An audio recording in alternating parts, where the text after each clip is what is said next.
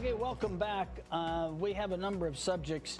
One Mr. Rankin is quite interested in discussing. Yeah, you want to start with that? We got another local issue right here, and I'm so happy to see this. The ice cream cone commercial. The ice cream cone. Yeah, the ice cream cone mail-out. Yeah.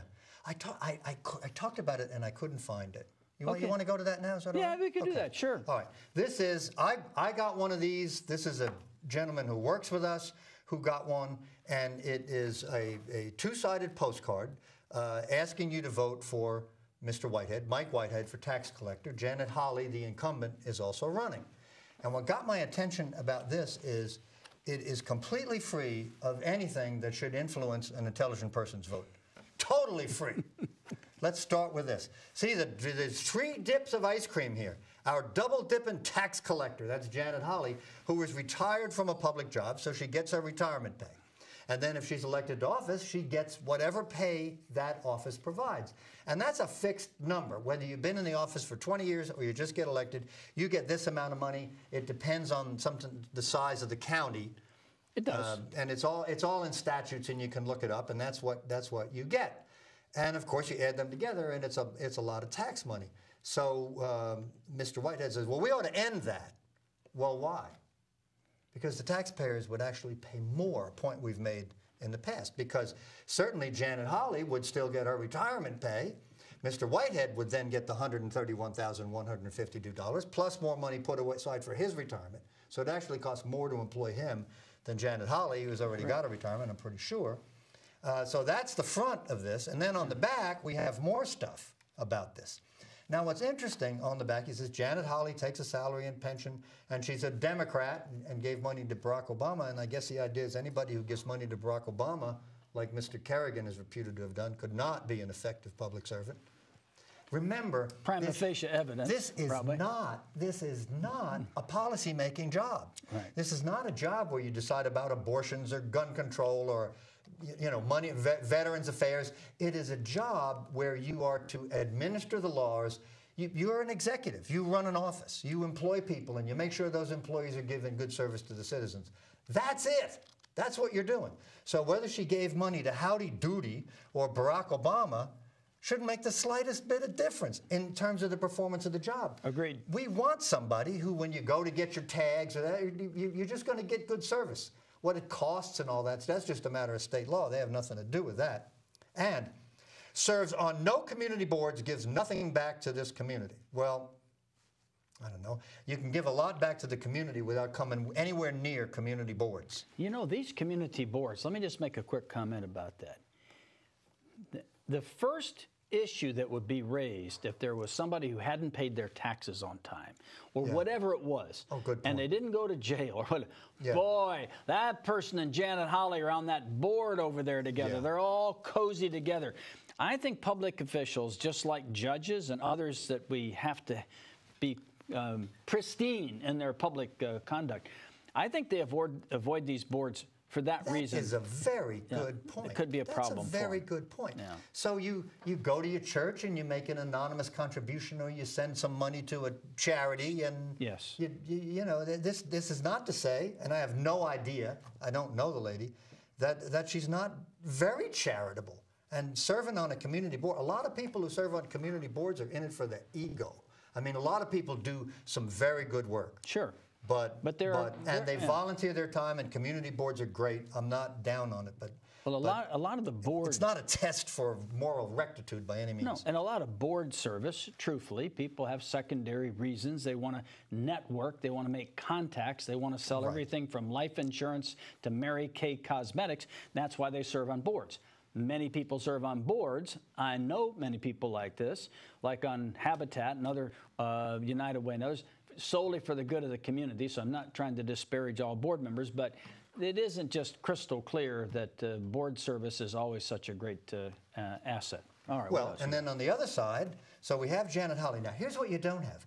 Nothing about the conduct of her job. No scandal in office. No spending too much money. Not like you hear about a lot of public employees. She's not flying her staff to Las Vegas for a big party at taxpayers.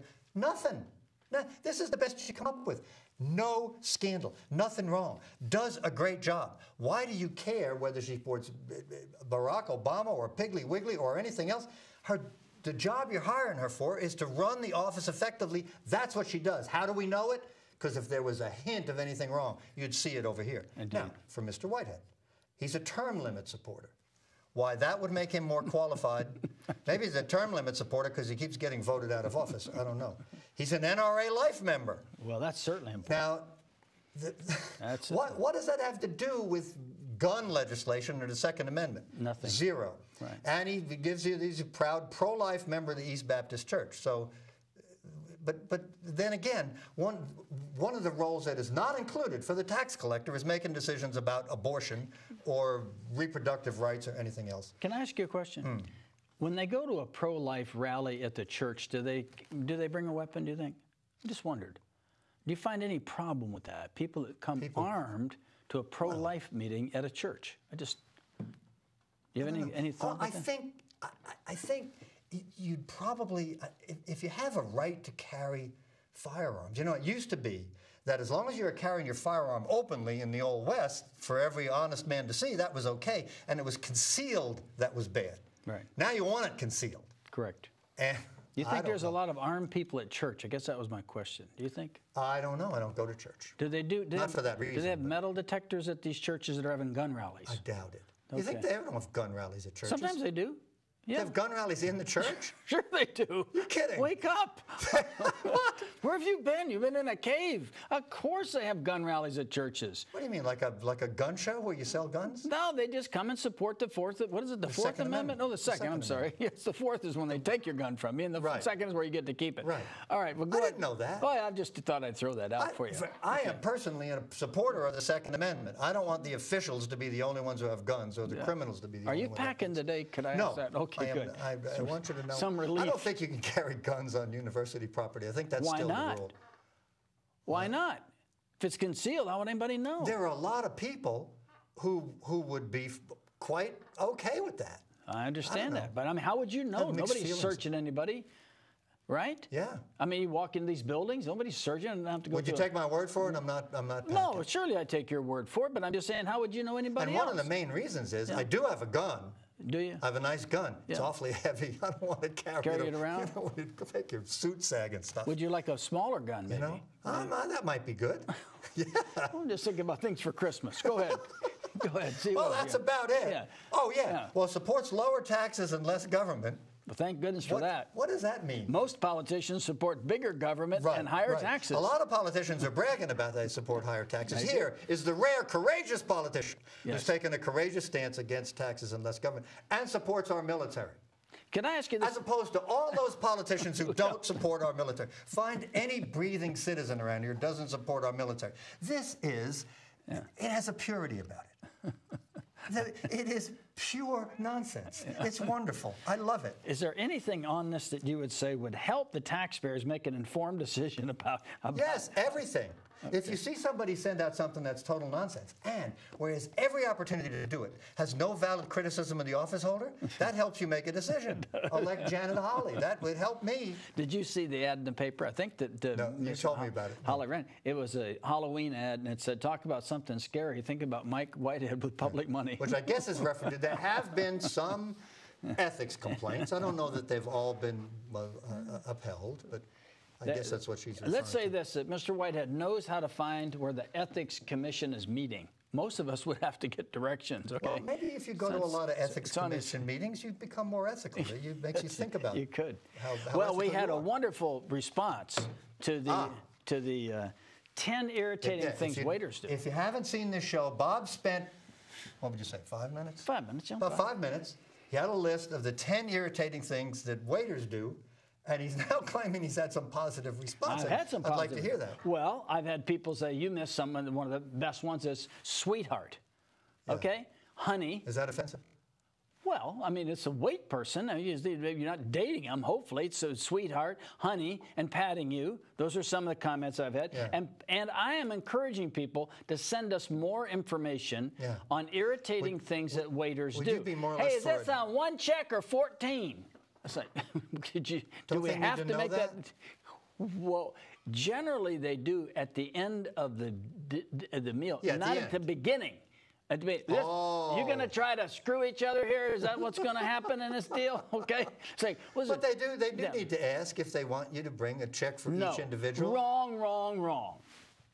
Wait a minute. See, you bought into There are two choices. You bought into You it. add up all the, let's say there's more than one person at the table. Okay. You add up all the orders, Yeah. and you come out with one grand number. You add the tax on there, and you come out with one grand number. If you're lazy, you surely would do it that way. But if you were a good waiter, if you really understood the concept of personal And there are service, 14 people at the table. you give 14 tickets until someone says, wait, I want this all on one bill. Yeah, but at what point does this come up? I mean, you've already written up all the different tickets. You should write every ticket individually. Have you ever seen this happen? Of course, in good restaurants, they don't come around Maybe and I say, don't go to any. well, I don't know. They don't. You go to They don't Barney's. ask you if go to you'd rather Barney's. have one When you're in check? New York, don't you go to a decent restaurant? I mean, Yes. Okay, so you have all these people there. They all sitting around and said, so everybody's kind of ill at ease. Well, I guess, maybe, is it, we're going to have to pay it. Just give out the bills. Even It's usually not. Even at good restaurants in New York, It's they usually ask. not 14. It's not 14. Usually it's like 4 people, okay? And you have 4 business people. I tell you, typically what happens is one of us says, please give me the check. In our group, it does, okay? Right. Most of my friends, it's who's going to pick it up is the game that's usually played. But in any event, that is an irritating thing. So the point is there's lots of irritation out here with the wait staff. This is so encouraging. This is great. Is it? Yes. Well, good. I'm glad. Because, Yeah. you're fired up, huh? Yeah. These are the main problems in your life, which mean you have a wonderful life. I attend to certain details that I am trying to pass on to our viewers. To help everybody. And right. next week, okay, you can call us on irritating things waiters have done to you, but forget about when they come up and say, you guys, what do you guys want? And forget about all the rest of them that we talked about. And please, when they come up and say they're going to take care of you, challenge them right there that you're not there for medical help. You just want to eat. Please tell them. What should they say? Leave me alone. Get the menu here, and I'll tell you what I want. And I don't want to hear it's a good choice. I mean, among other things. Yeah. Okay. And when somebody comes up in a uniform with a ticket, I guess they don't have to say, I'm going to take care of you. You pretty much assume that they're there to take your order. I don't want to know their first name. Hi, I'm Nancy. Fine. I didn't want to meet you. I just want to order, okay? I'd like to get the, I'd like to eat and go. You'd like to address people by their name, But if I know them, maybe, but no, I don't want to introduce What's the somebody. downside of that? Nancy, where are you from? Oh, I'm from Weewaw, okay? You don't have to do that. I'm from Sop Choppy, and we But can, Nancy comes up and says, I'm Nancy, and I'll be your server this evening. It's my distinct pleasure, because I've heard about your TV show. And you never have to call her name or do anything, but you've learned something that this person's Nancy. What's the downside of that? This is waiter jargon and waiter ethics. Always introduce yourself and tell them your friend, hi, I'm Nancy Smith, I'm Nancy Jones, or I don't care who you are. They Just do ask take you to the have menu. a wonderful, glorious, extraordinarily excellent day. They always do that. Oh, have a blessed day. I'll tell you what, every day you live is a blessed day. I'm about tired of people telling me have a blessed day. Okay, you're alive, you're breathing, it's a blessed day. Look at people around you suffering, cranky. okay? No, Greg, I'm just tired of it, okay? You know what I like? The Yeah. people, I remember a lady I used to see from time to time, and she'd say, make it a good day. I like that. It's up to you. Well, that was nice. You can make it a good day. Yeah. That's a nice greeting. Yeah. That's a much better greeting than say, have a blessed day. Well, who are you to tell me to have a blessed day? What are you? You Well, in it's just charge good of wishes. blessings? No, it's just good wishes, Huh? you know? I wish good things for you. Well, that's Even nice. though you're mean to me, you went on television denigrating the whole industry that I work in.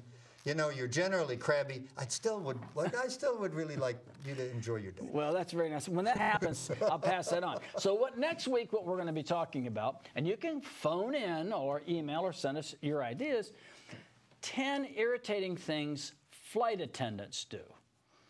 Probably 100 of those, okay? You know, by the way, let me tell you this. Do you know when they come around to you and they say, are you willing to serve in the case of an emergency and help evacuate all the passengers? They're probably mandated to do that. Everybody on that row is drinking and laughing, thinking, I'm the first one out the window. That's what they're all thinking, okay? Oh, I'll volunteer because I want a Boy Scout Eagle badge. No, seriously, you know how to solve that problem? Easy. You take the seats out of the exit row. The only reason they're there is to get more cash for the airlines. Of course. And then you have to volunteer to be an employee and not get any money, and you have all the liability if you don't get some fat guy out the plane in time. They sue you. Oh, you didn't get him out in time. Tell you what, you know, if I can get an exit row without paying anymore, I'm happy to listen to the little speech. Well, you know what they'll do to you. You know what's wrong, though. Yeah, I believe the flight attendants have to ask you, make sure that you're capable of understanding the instructions. You know how to throw the door out. And you can't object. If you're 3 seats back, said, that big fat guy is not going to be in charge of anything that I'll tell you what's happened my lately. Safety. What? Because in some airlines now, you pay a few bucks extra and to get the legroom. And I've got long legs, so if I can do it cheaply enough, I always do it.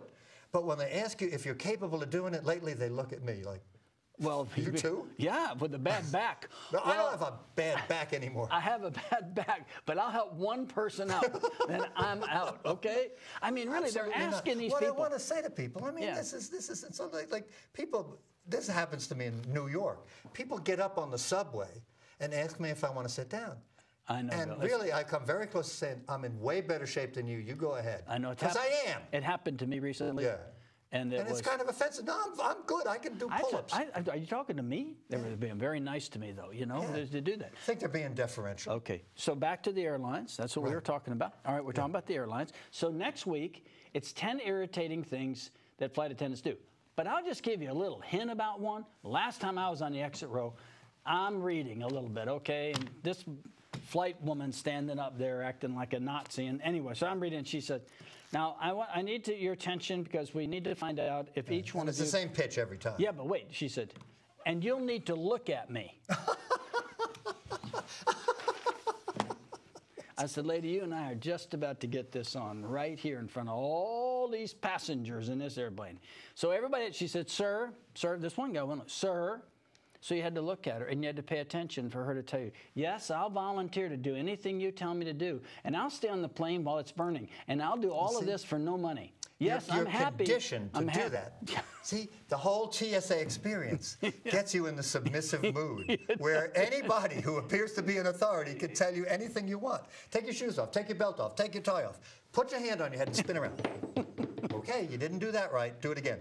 And when it goes off, and there's no reason for it to go off at all, then you have to explain why it went off. They don't tell you. I said, well, listen, I don't know why the thing went off. Okay, then you have to be patted down, you have to be searched. Anyway, 10 irritating things flight attendants do. We're going to do that next week, and we are quite willing to do an add-on up to 10 more of irritating things waiters do. Okay, and they do a you're lot. Tough on the waiters. Oh, they do a lot of irritating things. All right, and they are just a club, a waiters club, and not that this wasn't important. When we come back from the break, we've got some important stuff. We do. We're going to talk about the presidential race when we come back. And drug testing for welfare. Drug testing for people who are receiving large checks from the government for farm welfare. We'll talk about should they be drug tested. Is that what we're going to talk about? We can talk about that if you like. All right, we'll be back here in just a minute.